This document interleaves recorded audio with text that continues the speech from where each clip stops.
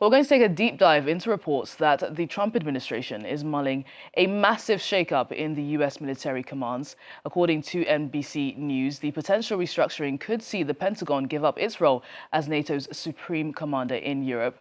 Well, today, the top two Republican lawmakers who lead the Pentagon's oversight committees in the US Congress are sounding the alarm. In a joint statement, the chairs slammed the potential overhauls, saying they will not accept the changes without coordination with Congress and other agencies. Well, let's bring in James Townsend. He's the senior advisor at the Scowcroft Center for Strategy and Security at the Atlantic Council. James, great to have you. Thank you so much for joining us.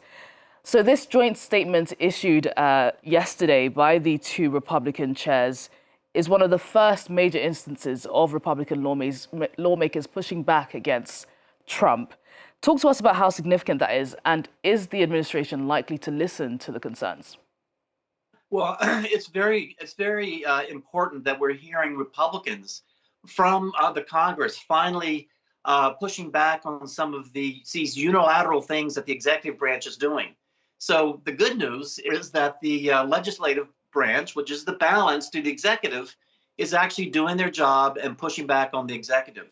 The bad news is I don't think the president cares. I think the president is proceeding forward. He doesn't even seem to care about what the judicial side says, the judges. So I'm not sure how much of an impact this will be. But it's good to see at least some of the Republicans trying to stand up to Trump and exercise their authority as part of the congressional branch. Well, James, the US has held on to this role of overseeing all NATO military operations in Europe for nearly 75 years now. Tell us exactly what that job entails and what the potential impact of the US walking away from this role. What impact could that have? Well, it's got two major impacts. One is that having an American as the Supreme Allied Commander for Europe, particularly at a time when most of the forces that are there are U.S., it's important that that an American is commanding that. I know the U.S. Congress and the tradition in the United States has been that U.S. forces are commanded by ultimately a U.S. commander. And so having the U.S. be the SACEUR, as he's called, is important for that respect. Secondly, having the American be the head of the NATO military in Europe shows an American commitment to NATO, an American commitment that goes back to General Eisenhower, who was the first SACEUR. So this is heavy on symbolism, but also important in terms of command and control of NATO militaries when a lot of those forces in Europe right now are U.S.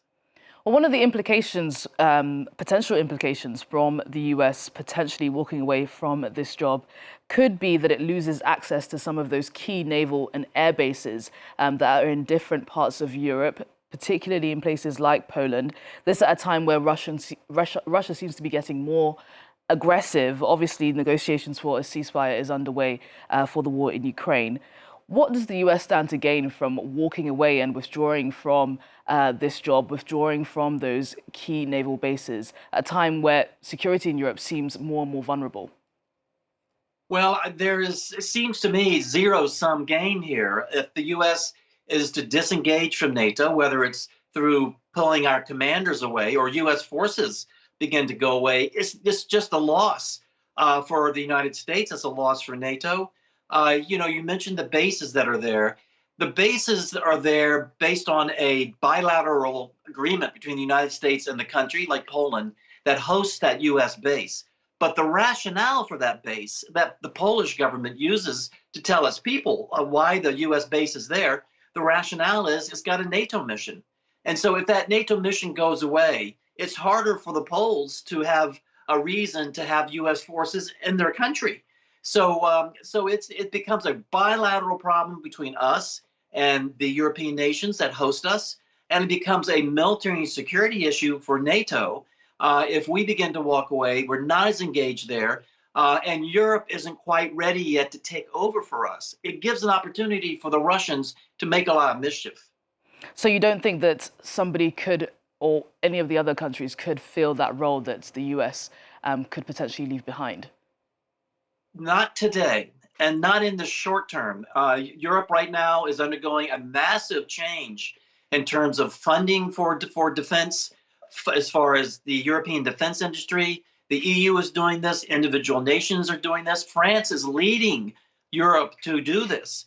And I think under French leadership, with the UK as well and Germany, I think Europe eventually will be able to do this. But right now, today, it's still early days for the rearming of Europe. But Europe's underway. It's doing it, and but it's going to take some time. Well, some analysts are suggesting that a step like this could be the first step towards the US leaving NATO altogether. Give us your assessment of that. Well, I mean, that's been a fear for a while because of things that Trump has said over the past year, as well as what he almost did during his first term. He almost left the alliance then. He was talked out of it.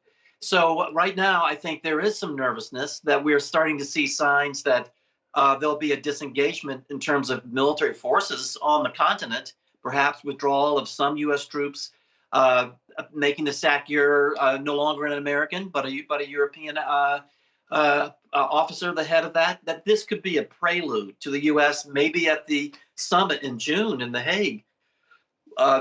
There's an announcement by the U.S. that we're going to downgrade our representation at NATO headquarters in Brussels from an ambassador to something less. We don't know, but these signs are worrisome that that's some thinking going on in Washington, but it's still too early to say.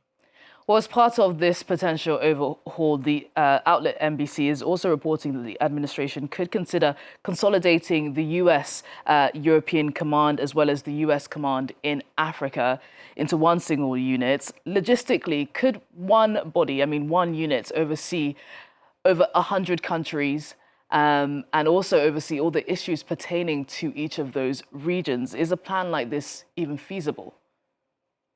Well, it's an important point you're raising. And when I was in the Pentagon, I spent about 35 years in the Pentagon doing Europe and NATO. And when I was there, the European Command and the Africa Command were consolidated. But at that time, the European Command was mainly doing training. There wasn't Russia on the march. There wasn't the potential of warfare, down the road. So the European Command was able to work with the Africa offices, and they were able to manage it.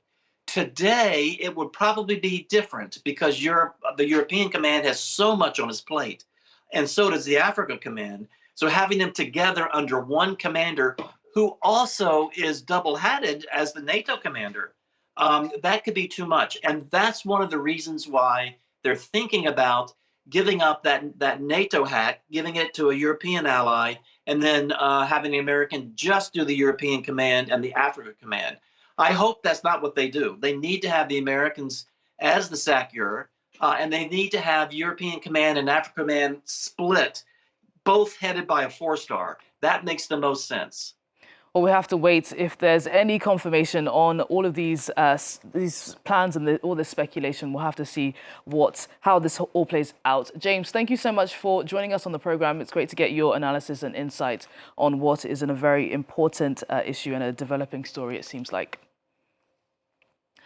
Well, in turn